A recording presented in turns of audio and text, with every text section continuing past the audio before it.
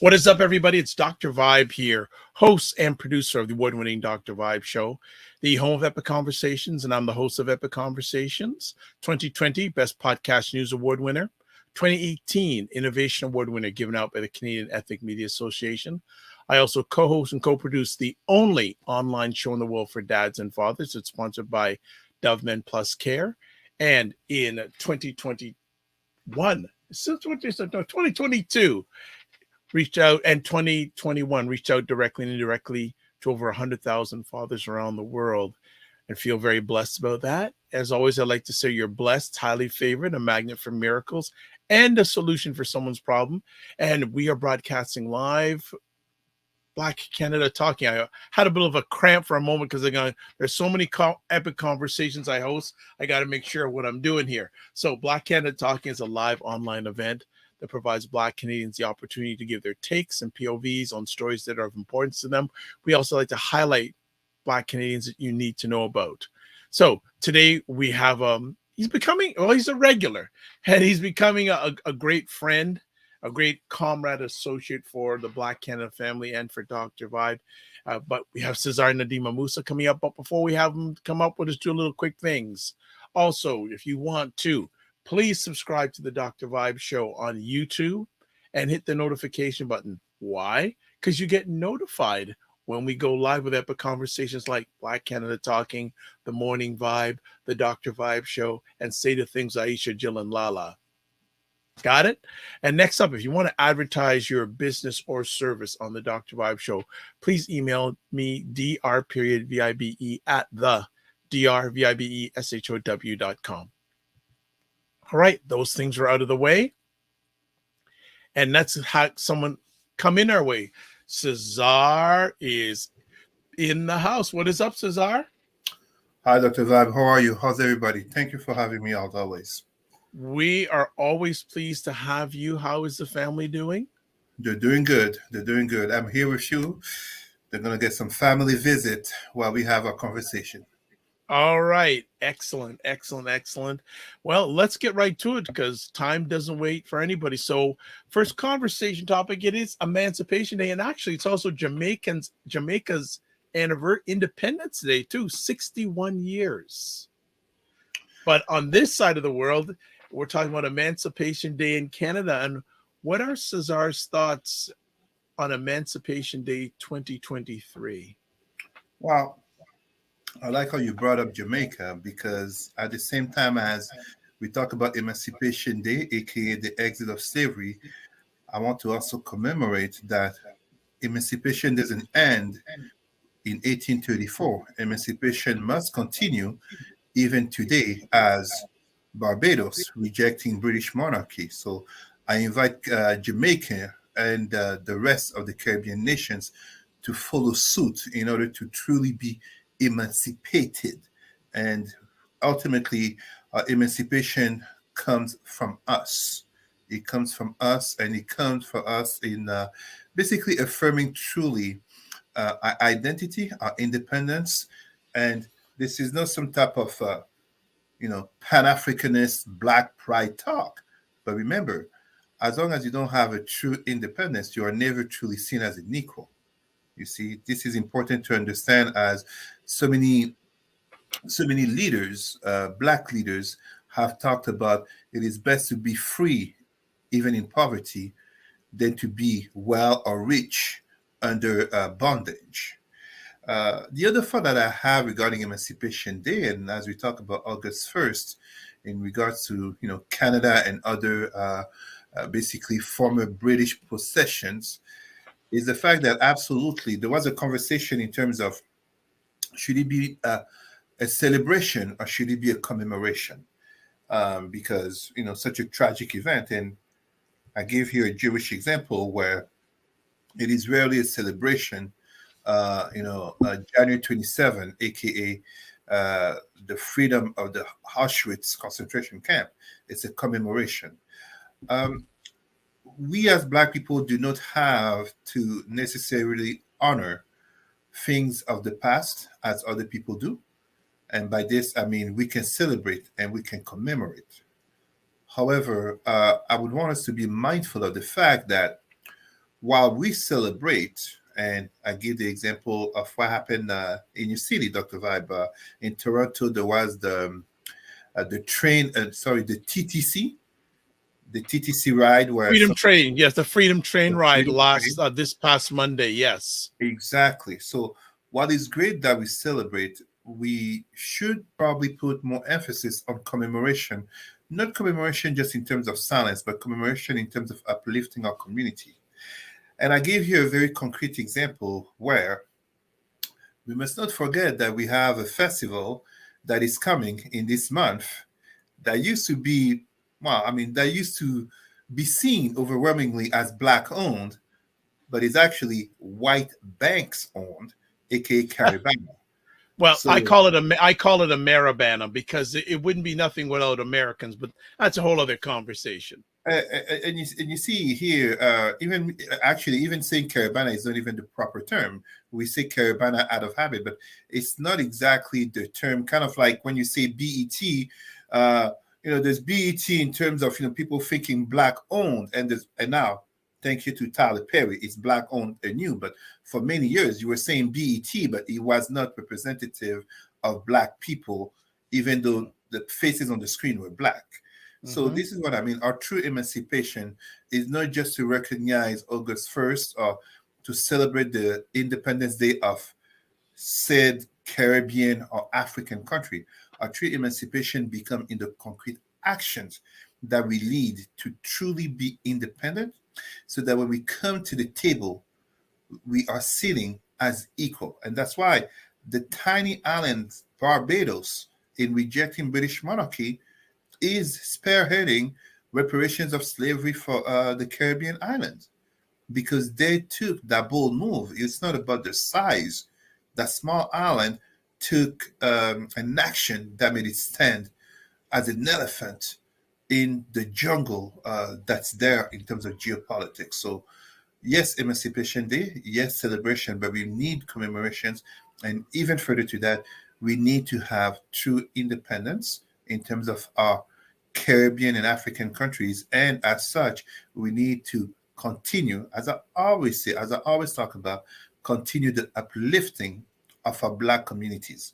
It is a fundamental problem when people think of a Black event that brings so many people from Canada and the US to Caribana, and yet those who really make the money, those who make the real money, they're not Black, they're not Caribbean, they're not Africans.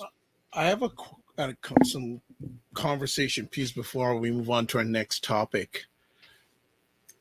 Melanated people, when it comes to emancipation, do we need, or do you have a concern that a number of melanated people want emancipation in the eyes of those who are not melanated, instead of focusing on emancipation within their own?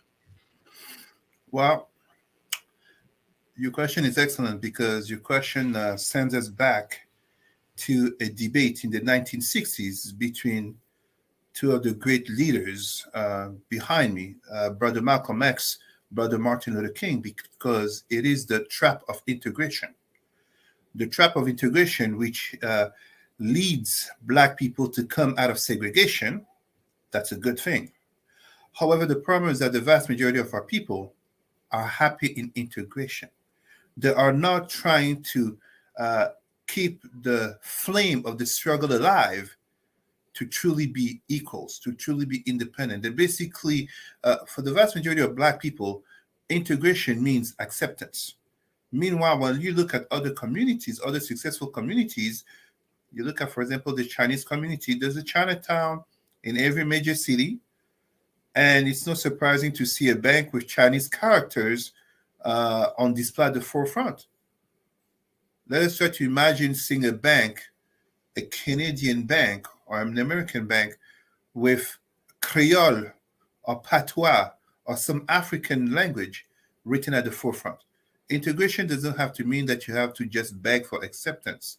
Integration can mean I'm coming in as an equal, but for that you have to work on yourself. Too many of our people view the notion of emancipation just as freedom in terms of acceptance from the others, and as such, they become satisfied with crumbs. Yeah, it just seems that I know a number of people. I just think they're they feel emancipation is acceptance by those who don't look like themselves. Yeah. And they're not even focusing on emancipating themselves with themselves. And that's an inferiority complex. That's an inferiority complex because at the same time, uh, I mean, unless you find the white guy in hip hop, or you find the Asian kid who basically I don't know, loves soul food, or some Arab male who fetishizes black women. Non-black people don't care about acceptance by black people because usually they are in a power over dominant position in relation to black people, especially on things that matter, or things that are of strategic issues, or things that are basically um, power moves, such as in geopolitics.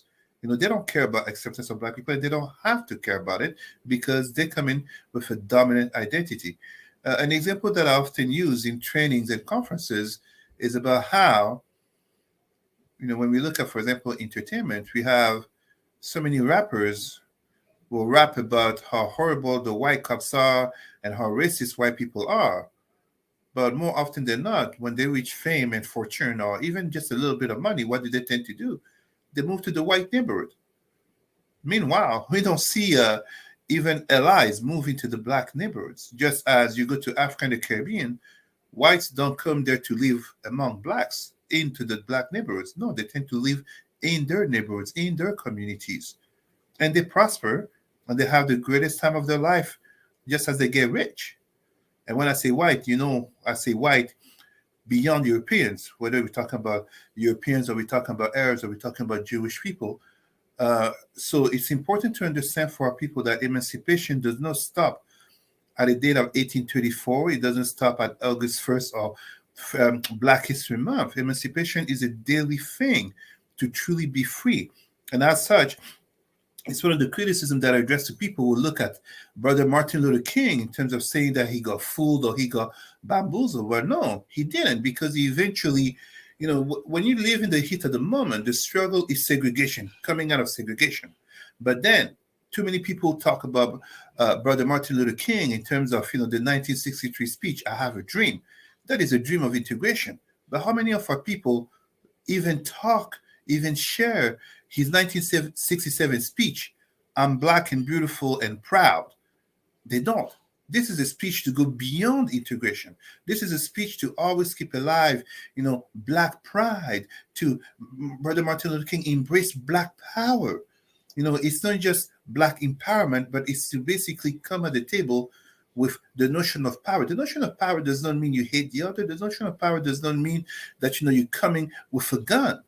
It means that you're coming with the integrity of yourself, of your demands, and that you are working on yourself to always improve your faith.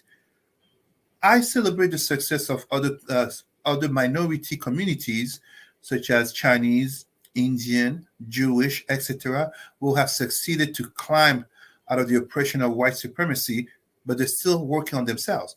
And as much as it's true that they have been greatly helped, notably by white supremacy or by white elites, we have to say they have been helped. Sure, us black people are no longer living under official segregation, under official slavery, under official colonization. So, you know, like the expression says, just as when you point the finger at someone or at something, there are also fingers pointing back at you. And that's the most important part. What are you doing to improve your fate, to uplift yourself? Well put. Well put. We'll move on to our next conversation piece. You're watching Black Canada Talking, hanging out with Cesar Ndema-Moussa, who's becoming a regular here when he has time from his growing one and all the other things he's up to. So, and Thank you. this one, yeah, and Cesar and I, we were going back and forth via email today. I really did not have an idea about this next story till he brought it to my attention, and I dug into a little bit more. This is a very important story. So let's bring this one up. And Cesar, Niger between military coup and democracy. So if you can give us a little background to our audiences, a lot of people may not know, they may not even know about the country, Niger, and why? What has happened, and why is this of importance? Dr. Vibe, our brothers and sisters who are listening, and notably the children listening, I really hope the parents bring this to the attention of the children. What's happening in Niger is fundamental. When I say fundamental, I will go, as you asked for me to bring the background. It would be unpleasant to some of our people to hear this in terms of background, but it's capital, it's fundamental for us to know, to pay attention to what's happening in Niger, because as we are in 2023, what's happening in Niger, to my basically estimations, my knowledge, is a fundamental question of the 21st century in regards to Black nations.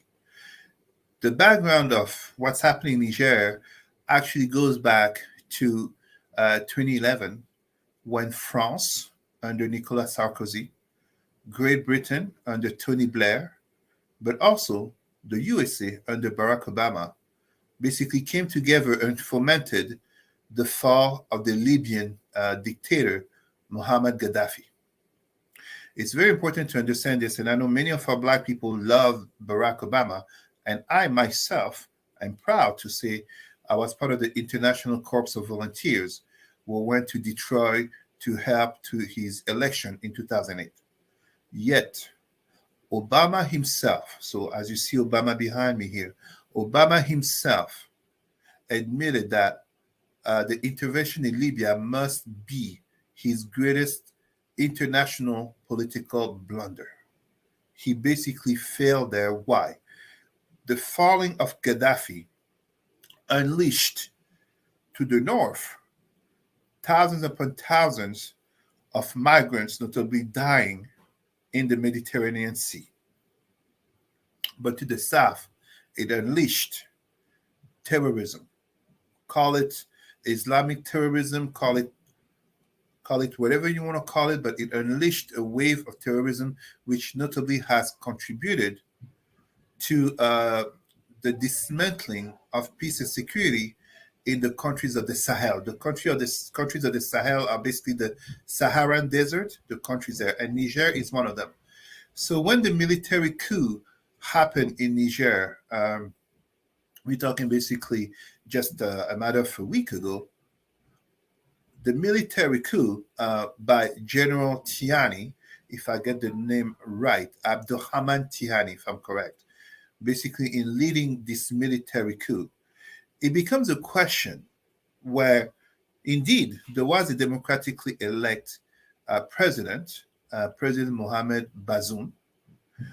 So why would he be getting toppled over? Well, Africa is unfortunately becoming a battleground of Western versus Eastern nations, a battleground between the former white colonizers, so the European nations, and we can say the United States. I mean, Niger has an American base on its soil and has French bases as well. I want someone to tell me what European country has an African base on its soil. What American nation has an African base on its soil? No.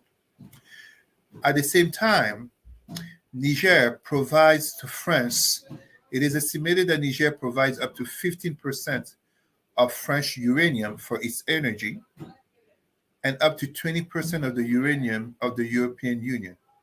And just as we see with the conflict in Ukraine, and we notably saw that last year, conflicts are very much driven by the demands and the cost of energy. Now, in the question of Niger, even 10 years ago, Oxfam, the international advocacy group, a human rights advocacy group, estimated that up to three quarters, 2/3 or 3/4, I don't remember the specific number. I read many reports. 2/3 to 3/4 of French people were getting their electricity thanks to Niger, which is the second provider of uranium to France after Kazakhstan, the world leader in uranium production. But 90% of people in Niger did not have electricity. Niger is constantly one of the poorest and least educated countries in the world, which also gives fertile ground for the growth of Islamism. And remember, last time on the show, notably with my friend Khan, we talked about how the lack of education, the failure on education, but also the growth of poverty are fertile grounds, not so much to Islam as a religion, but to Islamism as an extremist side of the religion. So this is basically what leads to such in terms of, basically seeing that you have a country which ground is very rich. If I'm correct, the fourth uranium producer in the world. And uranium is, you don't have nuclear industry without uranium. It's that simple. So on paper, Niger should be one of the richest countries in the world, just as when we talk about a country called Democratic Republic of Congo and so many other African countries. Rich soil, but poor population. And it's important to also understand this, and this is very fundamental. While we're having a reawakening, a further growth of Black consciousness, of Pan Africanism in Africa, notably denouncing the very unequal trades accords, military agreements between African countries and Western nations. It is not an excuse to open the door to what I consider the new colonizers, whether we talk about Russia, China, or others, will also tend to benefit from unequal agreements. I mean, when we have basically a mercenary group such as Wagner, and I think most of our listeners have heard about the attempted coup by the Wagner boss, Prigozhin, against Putin. When you have a mercenary group that basically becomes so important on foreign ground, what do they take out of it? They benefit from the mineral extractions. It's not the population. And last but not least, I have to mention this. Canada, I believe it was just yesterday, has cut aid to Niger. But Yep. to be specific, Canada has cut aid to the government of Niger as such, from democratic government to now the military government. But at this point, Canada is maintaining assistance to vulnerable populations. We will see how long it lasts, but it would also seem, from what I hear from a Pan-Africanist activists, the majority of the population support the military coup, notably because France, just as America, have failed so far, but they have failed to stop the terrorist attacks. And yet today, as we are coming at the end of the day, so technically in that part of the world, in Africa, we're talking about it's 10:30 p.m. to 11:30 p.m. The ECOWAS, the Economic Community of West African States, had issued an ultimatum of a week to the military coup of General Tiani to put back in power President Bazoum or risk military intervention. This would be a terrible thing in Africa, where we would have a regional conflict between some nations, ranging with the military leaders of Niger, so nations being Mali, Burkina Faso, and Guinea. And I even read on certain pages talk about Algeria. Algeria saying it would support the military coup in Niger. Something important about Algeria, although Algeria is very much at the north, and we can talk about the Maghrebi, it's not a black leadership, etc. Algeria is arguably the first or second military power in Africa. It tends to usually be a question between Algeria and between Algeria and Egypt and Right. Nigeria. But Algeria is always top three military in Africa. And we basically know this desire of military intervention, although ECOWAS has already brought forward military intervention to put back democracy in Africa. Here, we know very well that it's greatly pushed by France and the USA in order to bring down the military coup. So there are so many elements to understand here, because what's happening in Niger, we can foresee it will happen again. It has happened before. Like I said, Mali, Burkina Faso, and Guinea.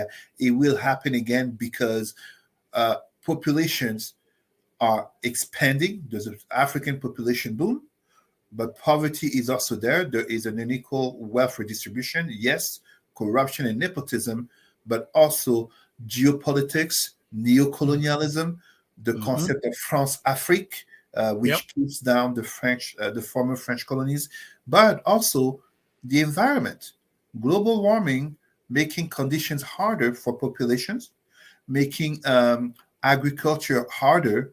What does that mean? Hungry people will tend to become angry people. So Yeah. There's so many things going on with Africa, especially I think we talked about last time of the Chinese imperialism, Russia imperialism, American imperialism. Why is Niger a key player when it comes to the strength of the African continent? Sorry. Absolutely, because Niger. So you have to see where Niger is on the map. Niger is landlocked. It is not a coastal country, so it depends notably on Benin and other countries in order to have from food to machinery to medicine coming in. But at the same time, Niger is a Sahel country, basically. So this is, in terms of history, part of the oppression of the Africans. So our ancestors is greatly due to geographical isolation.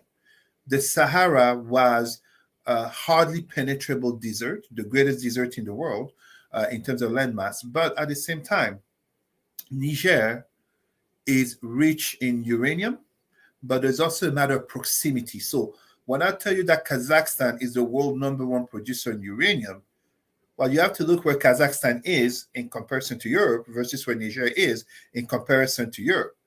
Niger is basically just underneath Europe on the map. Kazakhstan is where Russia is, below Russia on the map.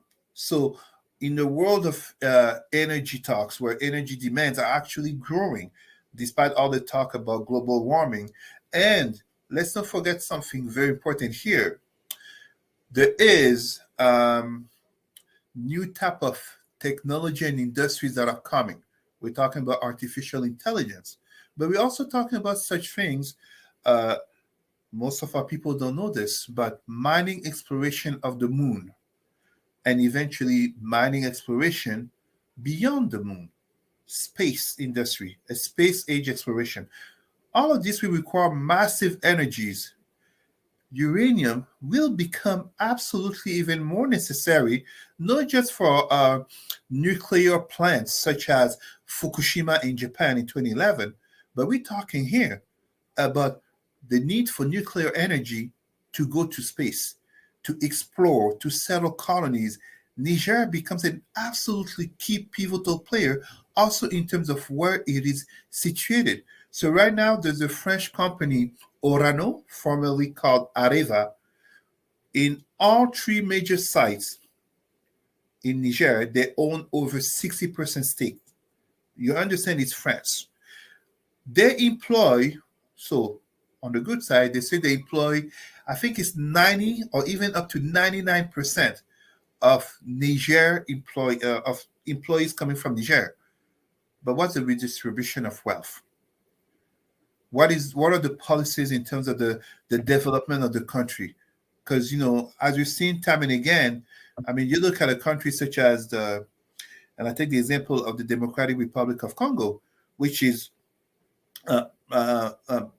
basically paradoxically talking, the richest country in terms of minerals on earth. It's a democratic country. Yet look at the situation in the country. It's a catastrophe, an absolute catastrophe. Our very cell phones come from there due to the exploitation of children. So these type of situations will grow. Today we're talking about Niger. We will talk about another country.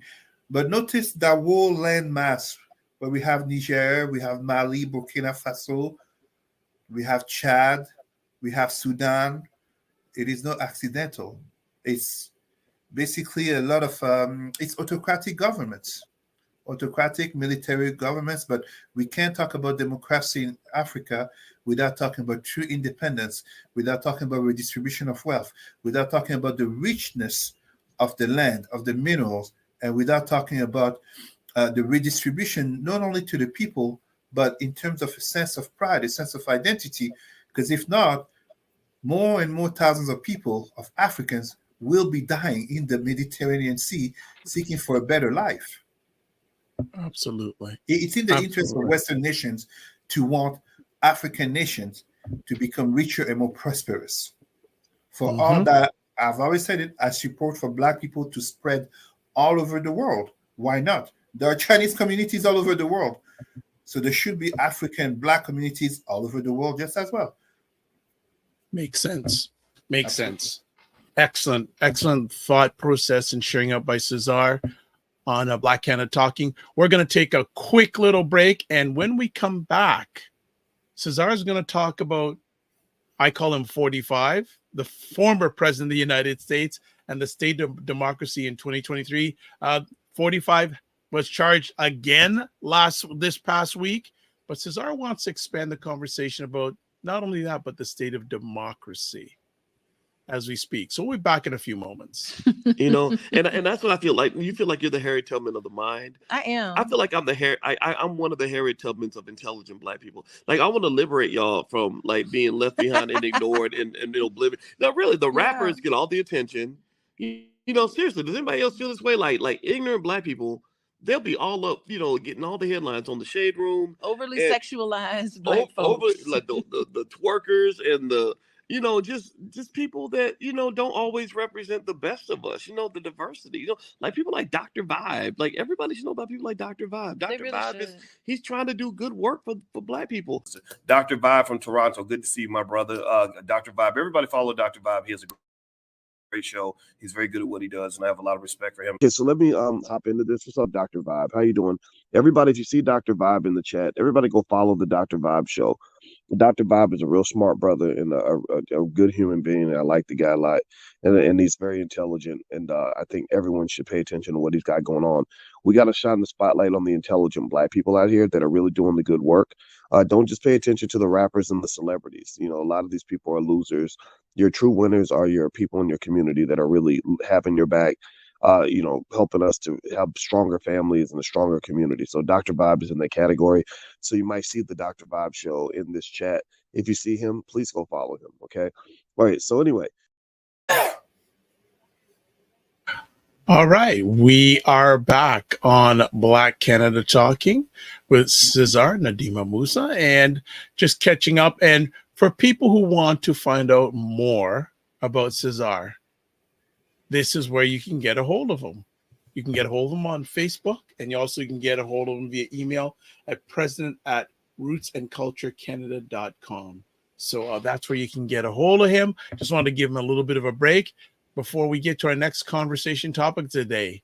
And the former president of the United States was charged again with more stuff last week in federal court, being, I guess, involved to the January 6th tried takeover of the American government.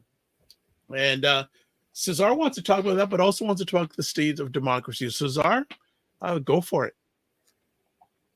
Well, you said it very well. Basically, 45 again. So first of all, something I think our people have to understand, and allow me to quote a great modern philosopher in the name of Curtis Jackson, aka 50 Cent. When 50 Cent had said, "You wanted an entertainer president, well, you got one." It has come to my absolute conviction that Donald Trump cares more about being in the news than about what or why he's in the news. Kind of in the mantra of marketing, that there's no bad publicity, it's what you do about it. And as such, like he said himself this week in the news, all he needs is another indictment, basically a fourth one, and he wins the Republican nomination. Because when you look in terms of 45, well, first of all, we were just talking about Niger, but we could be talking about America as well. Last year, when half of the women in America, especially in red states, lost abortion rights. Wow. It's easy to look at Afghanistan and say, oh, the poor women over there have no rights. But look at America in the 21st century, how the rights of so many minorities, women just as women, but also blacks, LGBTQ, they're losing rights that they thought were granted. So democracy is never a finished process. You should never take it for granted. In terms of Donald Trump, it's easy to see him as an individual, to see him in terms of the head of the spear. But Donald Trump is part of an entire movement of erosion of democracy in America. He is basically I almost want to say the gatekeeper. They just needed someone to become president and open basically the wave. And you see the cowardice, of the vast majority of the Republican candidates who are unwilling to call him out, because they're hoping for his 37 to 60%, depending on which statistics you look at, of supporters in the Republican base to basically follow them once Trump becomes ineligible, if that's possible, to run for presidency. And when I say if possible, because I heard that he literally can continue running for presidency even if he's jailed. So Trump also helps to highlight, not only exposes white privilege at a level never seen before, but he also helps to highlight the dysfunctions of American institutions, of American democracy. The democracy that we thought was the most solid on earth is basically being brought down, hacked down by one single man because of the privilege of his whiteness, being a man. I would say Christian, but we remember how he held the Bible upside down, and with his long series of marriages, infidelities, and we have to add sexual offenders. Even by taking the Bible as a reference point, he's not a very good Christian. He's not a Christian at all, to be quite honest. He doesn't care about Christianity, but he basically brings down the entire state of democracy in America. And we live in a year when democracy is actually losing ground. The most powerful democracy was America. But even when we look at other Western nations, such as, for example, France right now has, under the government of President Macron, is having some of its major laws being passed by a constitutional law called 49.3, le 49.3. 49.3. What that basically means is that you can enforce a law instead of the expected, democracy rule of majority and consultation by people. No, because you are the one in power, you have the majority of the votes, you can enforce the law. This is why you had the situation in France of the yellow jackets just before COVID, and why you had just last month the riots in regards to the retirement age. And when we look at the other democracy in the world, the biggest democracy in terms of number of citizens, aka India is under the presidency of Narendra Modi, who is from a right-wing extremist party, which is basically pushing the idea of Hindu nationalism with the BJP party. So Trump, in his desire of being a kind of an oligarch, an autocrat, and he never denied that he admires people like Putin of Russia, President Xi of China, and even a certain Kim Jong-il from North Korea. Trump is literally bringing down American democracy. And Why is it important that we talk about it? Well, I think as Black people, and I say this again and again, I repeat myself, but you need to repeat yourself for many years to say the same speech for many years to people for them to awaken. It's very dangerous for our Black communities.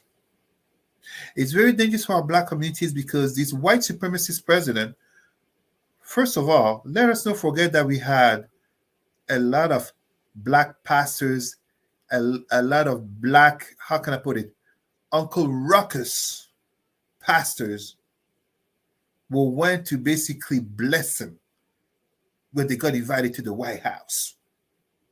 It's a fundamental problem that we have a Black church, and this is factually proven, that has its pastors a lot of notions from white supremacy, and that goes to celebrate a white supremacist president who has a long history of racism going back to the 70s and culminating notably with the exonerated five, aka our Central Park brothers, and also his racism towards President Obama. Furthermore, if Trump further continues to bring down democracy, what do you think will happen? I absolutely expect more violence from his fans. The so-called Make America Great Again. When was America ever great? Not only for Black people, for women, for LGBTQ, but even when you look at the average white person, it wasn't. But we know Donald Trump fans don't care about facts and evidence.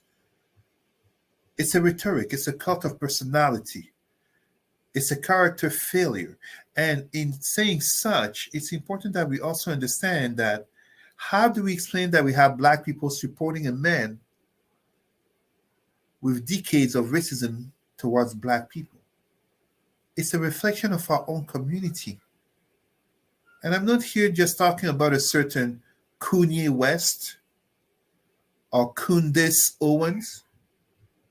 I really call them Coons. I absolutely don't hide how I view those two people, Candace and Kanye. But how is it that we have so many of our people who openly support such a person who does not hide the fact that unless you're rich and famous, if you're Black, he looks down on you. Unless you're rich and famous. Trump, of course, he will love taking a photo with Mike Tyson. But come on. Mike Tyson, no disrespect, call me elitist, call me anything you want. Nobody thinks of Mike Tyson in terms of identity and intellectual conversation. Yet Trump becomes president. That's white privilege. Of course, he would love to take a photo with Muhammad Ali, but unless you're rich, unless you're Black and famous, if you're Black, Trump has shown it for years, he will look down on Black people. So, besides the fact that he looked at African countries as shithole countries, and I have to say, he was partly right. He was partly right. But we know he did say shithole countries from a geopolitical analysis, as when I talk about it. He said it from a racial lens.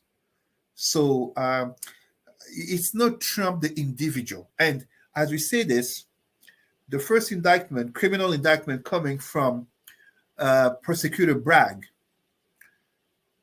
This coming week, there's bound to be another indictment from the sister prosecutor in Georgia regarding the recorded tapes of his collusion and attempt to corrupt another Republican official.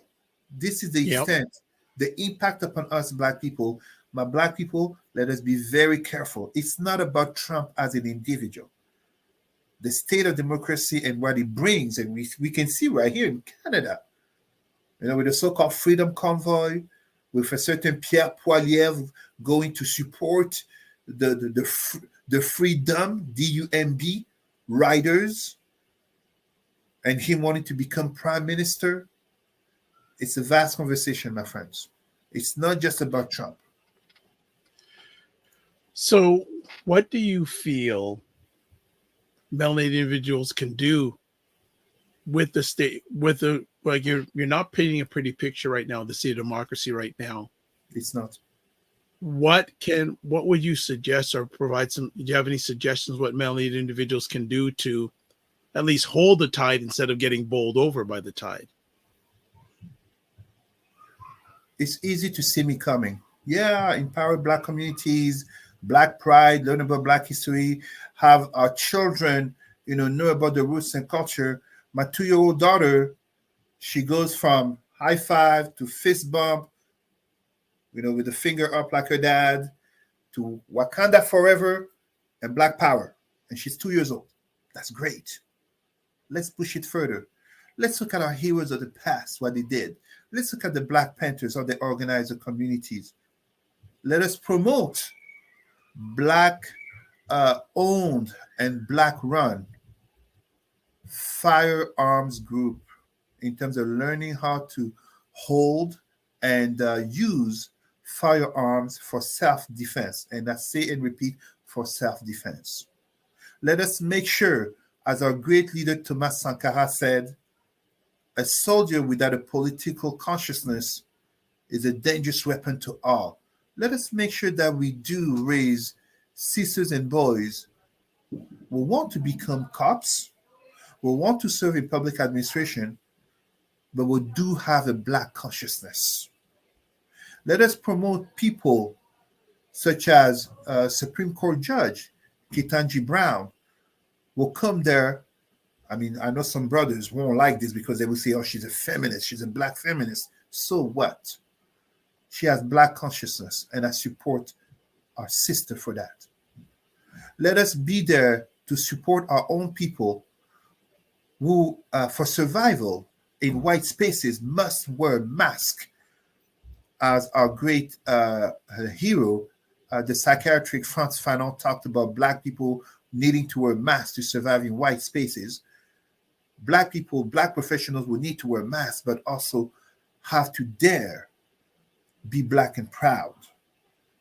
Let us support one another so that we can create better communities, and not communities, as we were talking at the very beginning, of people who will consider integration or emancipation as a constant begging for acceptance. Because it's the same thing that happens, notably, as we were talking about Niger and those other countries, Burkina Faso, Mali, and Guinea, just as Niger, those military leaders, one of the things that they always talk about is that they're tired of seeing democratic elected African leaders go beg Westerners for crumbs. It's the same thing that we do in our communities. Let us empower ourselves that we can be, as I am here. I'm a Black professional. I'm a senior leader in my sector. I'm a consultant to senior leaders, and yet I hold a Black and proud speech. It's not hidden. It's not about me. Just as my traditional earrings are here, and I wear my shades for medical purposes, but we know very well nobody looks at a Black man with shades and thinking it must be a medical issue. And yet, that's me in the office. That's me in the conference and training rooms. And that's me proudly talking about the leaders that you see behind me, talking about Frantz Fanon and Cheikh Anta Diop, talking of Thomas Sankara and Patrice Lumumba, just as of Marcus Garvey and Stokely Carmichael. So basically, we have to have these people, because when we have these Black people with a Black mindset who are unapologetically Black, it becomes a natural conclusion that we must empower our communities. It's not about Cesar. Who am I? It's not about Dr. Vibe. Who are you? It's about our community. It's the reason why, as I've said, as you know, as we all know, it's the reason why under a certain Rudy Giuliani, mayor of NYC, it was revealed that the police had official notes that they could harass, beat, and kill Blacks and Latinos, but hands off on Jewish and Chinese communities. It's not an accident. It's not an accident in the same way as when we talk about geopolitics, you will not see George Bush or Barack Obama at the International Tribunal at the International Penal Tribunal for war crimes against Iraq or Libya, you will never see them there. You will never see, for those of our Black people who support the cause of Palestine, you will never see an Israeli prime minister there. Power relations, notably based on identity and notably based on who you associate and you connect with. When we dare to be Black and proud, with balance, because some of our Black people become a little bit extremist in the way that they even foment and create whatever kind of logic. But when you are Black and proud and you are professional and you conduct yourself well in terms of the Eurocentric lenses, but conduct yourself well in terms of honoring your ancestors, creating a path for your descendants, you're helping the whole community. And this is where it starts. And it doesn't matter whether you're light skinned or dark skinned. It doesn't even matter if you have, some people will say it's controversial, if you have a white or non-Black partner, you will be seen first and foremost as Black, and so will be your family. So that Black consciousness must be there in uplifting Black women, Black men, Black children. And that means uplifting the Black community and Black nations. Okay. That could have been a close, but we have one more conversation topic, and we're speaking with Cesar Ndema-Moussa on Black Canada Talking. Again, if you want to get in contact with him, there's his Facebook information, and there he is, email President Roots and Culture Canada. And our final conversation topic is, when this came out, the first person I wanted to chat with about this subject was Cesar. And this subject is growing in noise. I don't mean internet, but it's growing. And this whole subject about the former principal who sued the Toronto District School Board, allegedly bullying during anti-racism training, dies by suicide. The story started to surface about 2 or 3 weeks ago. It's growing. That's to the point where it's being covered by a number of publications in the United States, especially Fox News in the United States. Mm-hmm. And then now it's come to the point where I live in the province of Ontario, where this unfortunate incident happened. The Ontario government now is taking a look at maybe changing or maybe pulling anti-Black racism training to government employees because of this event. And again, first things first, we want to express our condolences to the family of the gentleman who took his life. First and foremost, we don't want anyone taking their life. Before Cesar comments a little bit further, I just want to put up a quick story that was at a CBC website and I just want to read a bit of it. So we're just waiting for it to come up on our screen here. So I'll actually take this down a little bit. So I'll just read a little bit of this story for our audience. And an anti-racism trainer accused of denigrating a Toronto principal who later died by suicide says she welcomes the Ontario Education Minister's review. Earlier this week, Minister Stephen Lessay called the allegations raised by Richard Biltzko, quote, serious and disturbing, unquote, and says he's asked his staff to review what happened and bring him, quote, options to reform the professional training and strengthening accountability on school boards so this never happens again, unquote. Kojo Institute CEO Kike Ojo-Thompson said the accusations are false and mischaracterize what happened at the 2 training sessions in 2021 attended by Richard Biltzko. And if I get his last name wrong, it's my head, not my heart. Just want to read a little bit more of this story. Biltzko filed a lawsuit against the Toronto District School Board earlier this year, claiming supervisors failed to intervene and then retaliated against him when Ojo-Thompson allegedly implied he was racist, and when he disagreed, Canada was more racist than the United States. Later, using the exchange as an example of how white supremacy is upheld through resistance, Biltzko's lawyer publicly linked the incident to his death earlier this month. In a statement posted on Thursday night, Ojo-Thompson calls Biltzko's death a tragedy and offers her condolences to his family. She says the incident has been weaponized to discredit and suppress the work of people committed to diversity, equity, and inclusion, noting her and her team have been suggested to threats and online vitriol. So Cesar, for those who don't know him, has been very involved in equity, diversity training for many years. So I'd love to get not only what he thinks about the story, but just what he thinks about the story and just all the stuff that's gone on. Because again, Fox News in the United States has been on this big time right-wing publication, but it was in the Toronto Star, which is center or center left publication, actually released the tapes of what was said, and it gave a different picture than what was reported. So Cesar, I'm so happy that you can make some time to chat about this. Go ahead. And thank you so much. I have to give you credit, Dr. Vibe, because you're the one who did bring this conversation to today, to our conversation of today. So also, thank you to you for giving condolences to the family, because here, beyond suicide, we have to talk about mental health. We have to acknowledge the plight of mental health and how it can lead to suicide.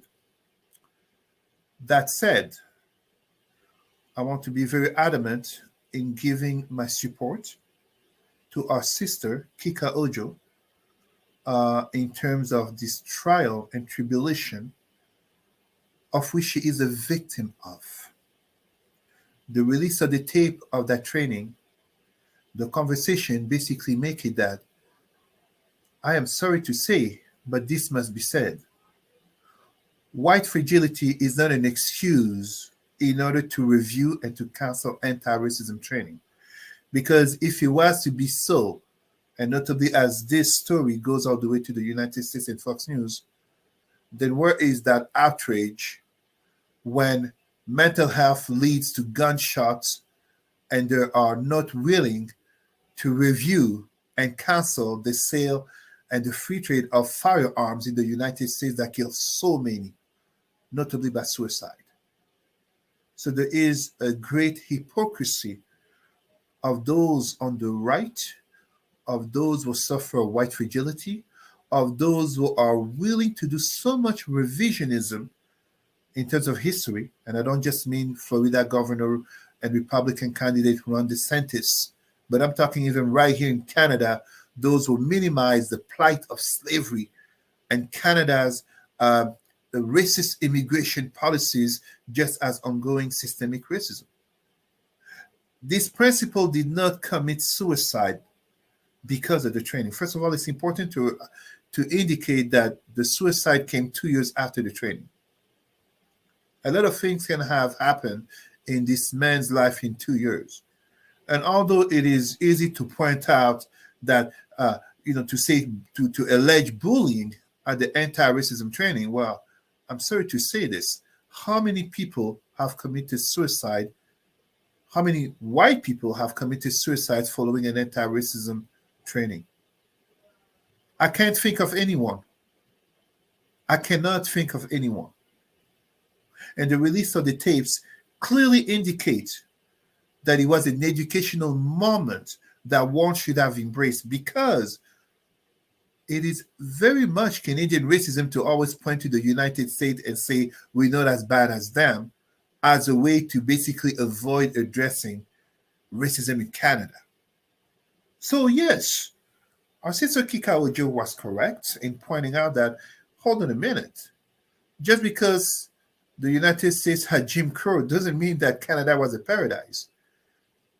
Because even when we talk about the Underground Railroad, wow, a little thing that most people don't know, and I had the honor of translating the African Canadian history book, Trailblazers, which can be found basically online. I translated it to French. Well, the Underground Railroad, yes, it brought freedom to slaves to come to Canada, but there are also some who went back to the United States because of how racist Canada was.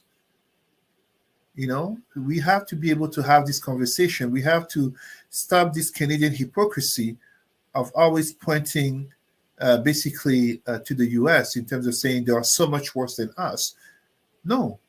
So if this teacher truly claimed basically beyond suing the Toronto District School Board, but truly claims that the feeling of being bullied at an anti-racism training led to a suicide. Well, where is all the white outrage for all those people killed by firearms? And there's mental health and suicide involved. Why is it that we don't have more restrictive gun laws and even forbid firearms in those communities in the United States? Why is it that Fox News cares so much, and yet every week there's a mass shooting in the United States that notably involves children? But the famous Second Amendment and the right to bear arms become paramount to any initiative. But here, because it's anti-racism, and how dare you want us to feel guilty because of the past? It wasn't me, it was the ancestors. Or the language of color blindness. I don't see color. No. Anti-Black racism must continue. Equity, diversity, and inclusivity must continue. The demographic landscape is changing, and this is what these white conservatives, that's what they fear.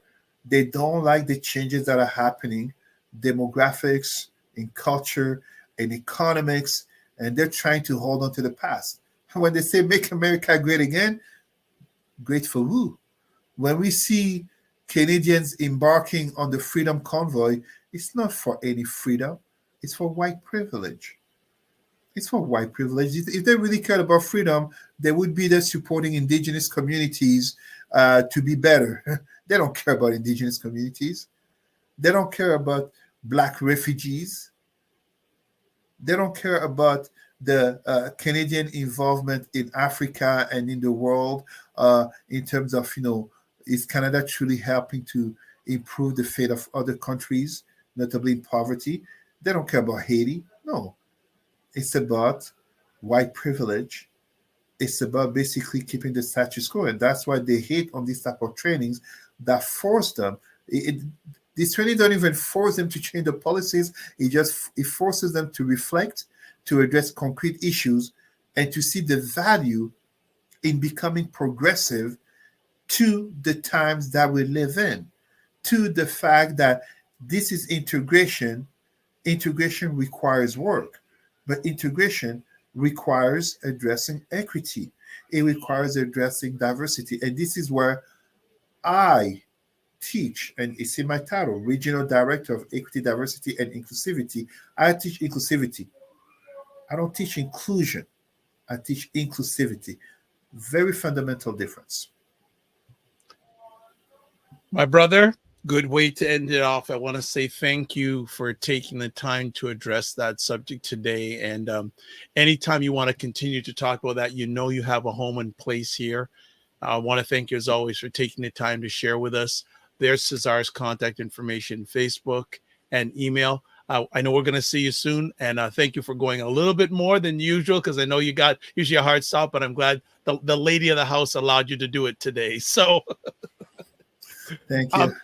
Anything you'd like to tell us that you're going to be involved in the near future? No, I'm right now conducting an environmental scan, environmental and workplace culture scan of an organization.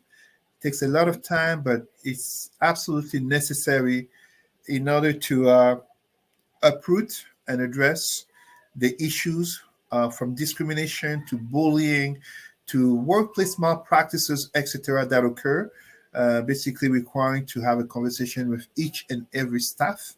So interviews that can go from 30 minutes to 3 hours per person. Wow. Yes. Wow.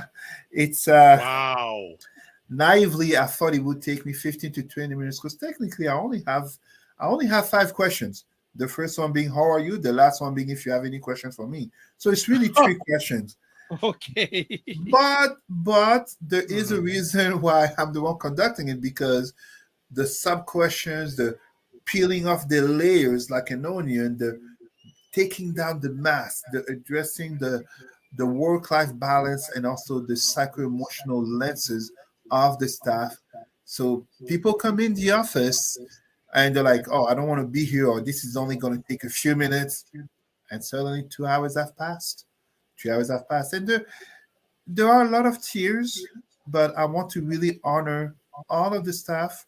Nobody is making me feel like they're wasting my time, and they can't because, I mean, I would basically stop it.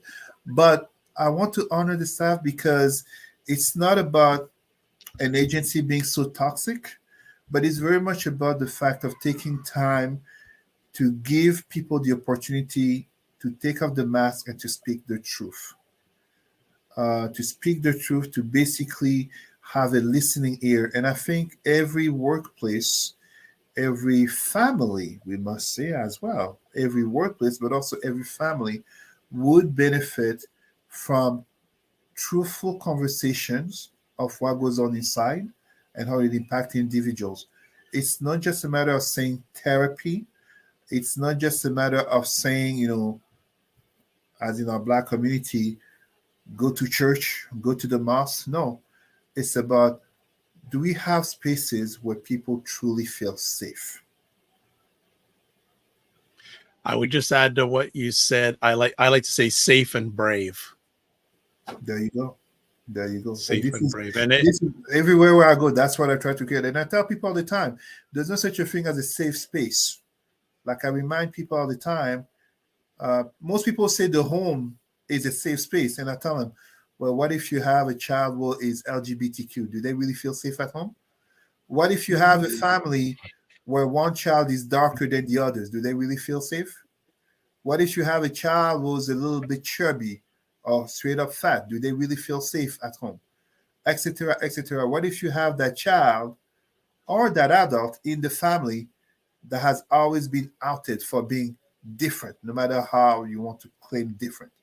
So it's about trying to create safer spaces in order to have better, I dare to say, better balanced individuals who can truly be themselves in their skin. Whatever that skin, the outer layer, in terms of skin color or gender or whatever you want to call it, no matter what that skin looks like. remember to give yourself grace and don't just manage your time, manage your energy. Thank you. Take care. All right, everybody. And just leaving his contact information up on the screen there. Thank you so much. That was a great conversation, a great ending. And let's start winding it down. So I'll say you can watch replays of this show on the Dr. Vibe Show on YouTube, Facebook, and LinkedIn, and on my website, the drvibeshow.com. As always, please subscribe to the Dr. Vibe Show on YouTube and hit the notification button. Also subscribe to the Dr. Vibe Show on Facebook, Instagram, and LinkedIn.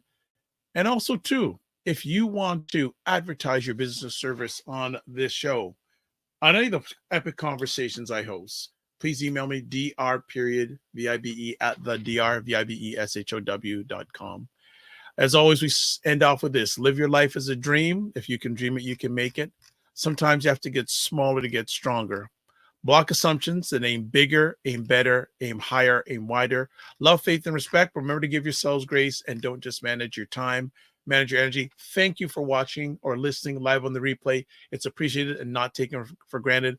God bless. Peace and well. Keep the faith and walk good.